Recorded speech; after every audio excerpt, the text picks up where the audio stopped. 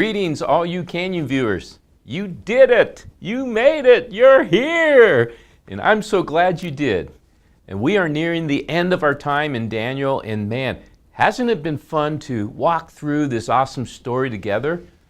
And like we have done in all our videos, we'll go over this week's chapter together, and then at the end, we have some questions for you that are designed to help focus us and bring about fun, engaging discussions. So now, you know what to expect.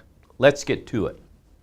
Now, we are moving towards the end of the prophecy section of Daniel, which, remember, takes interpreting through a specific lens.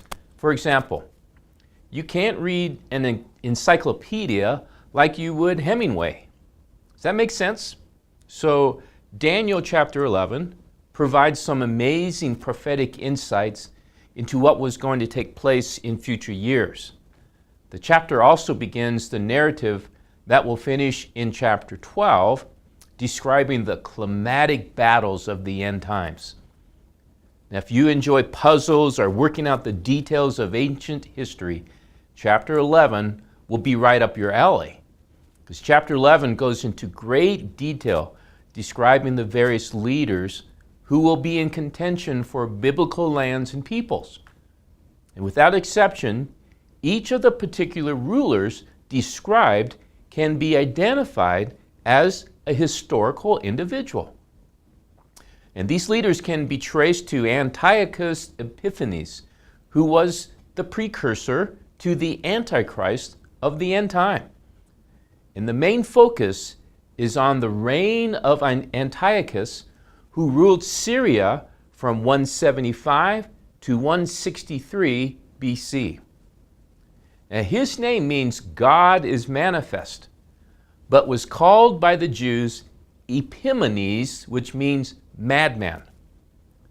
Now, the prophecy speaks of war, invasions of armies, and arranged marriages. The climax of Antiochus's reign was when he set up a statue of Zeus in the Jewish temple and ordered the people to bow down to this false Greek god. This is what's called the abomination that makes desolate, described in verse 31. And many believe Antiochus Epiphanes is an archetype of the Antichrist that is described in verses 40 through 45. Now, of particular interest to Christians is the physical warfare on the ground that is paralleled by the spiritual warfare going on in the heavenly realm. The cause for the spiritual warfare was the restoration of the Jewish people to the Holy Land as described by Ezra and Nehemiah. Now, Satan and his demons were determined to stop that renewal, since they knew that from the Jewish people would come the Messiah.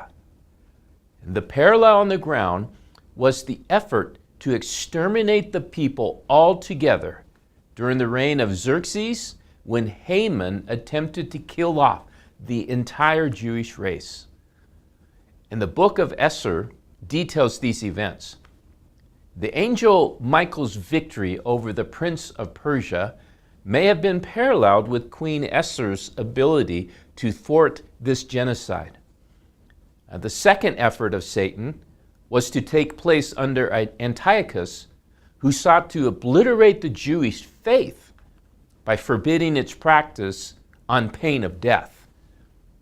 This second effort to wipe out the Jewish faith had a parallel with the angel's battle with the prince of Greece. The importance and applicability of all this historical record is to demonstrate how accurately God, through the Bible, is able to forecast and control future events and warn his people of their coming. The long section between verses 5 and 20 detail the wars between the Ptolemies and the Seleucids. So this is all leading up to the description of the great persecution under Antiochus Epiphanes in verses 21 through 35. The desecration of the temple involves stealing of the temple treasury and the removal of all the sacred items. The abolition of the daily sacrifices was made permanent by placing the statue of Zeus in the temple. So Daniel's vision begins to expand in verses 31 through 35 to include both Antiochus as well as the Antichrist at the end of time. Now, from our place in history, the vision is simultaneously looking backward in time and forward at the same time. So, say what now? From the backward view, we can confirm the accuracy of the vision. Everything took place just as Daniel prophesied. And this gives us hope of the accuracy of the prophecies that have not yet taken place, or the forward view.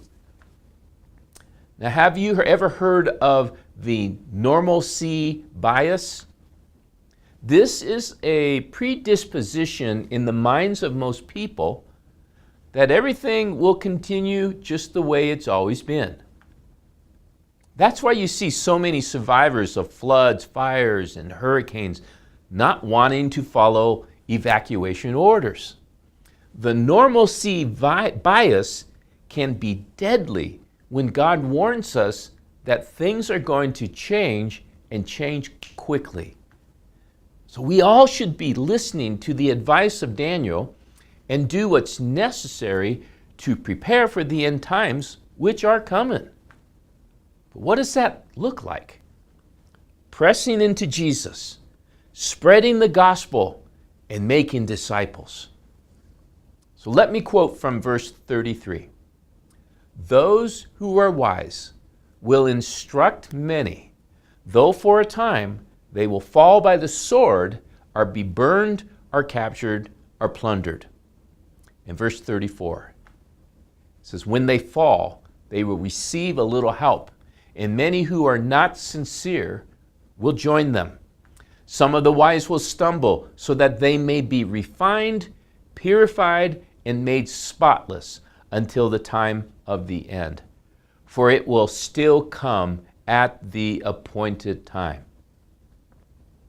So we know from the book of Revelation that the Antichrist will come to the end of his reign, and Christ will establish his throne and kingdom forever.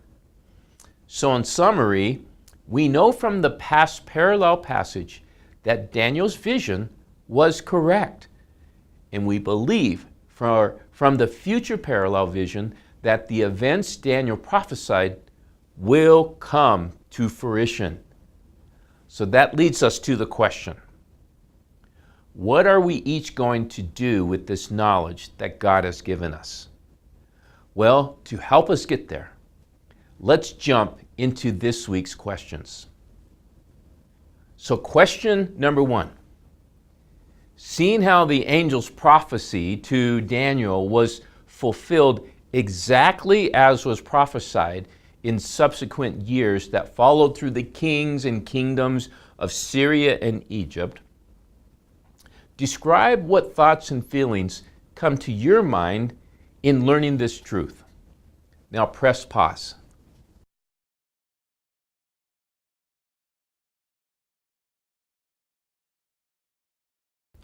Question 2. In verse 33, the angel says that the wise will instruct many, though many will fall by the sword, be burned, captured, or plundered.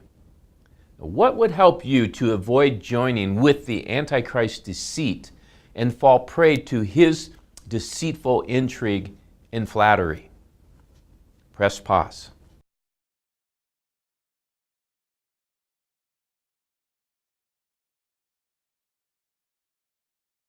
Okay, last one. In verse 37, we are warned that the Antichrist will place himself over all other gods, and many who worship him will prosper for a short period. So what does it do to your faith to know that he will come to his end and no one will help him in verse 45. Press pause.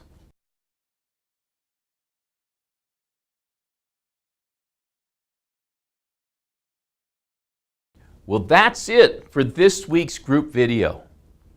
Thank you again for being faithful and committing to this study through the book of Daniel. And my prayer is that God is richly moving in your life and blessing you all for your faithfulness through your study, and don't give up. We are almost done. Looking forward to see you all next time for the final chapter. See you then.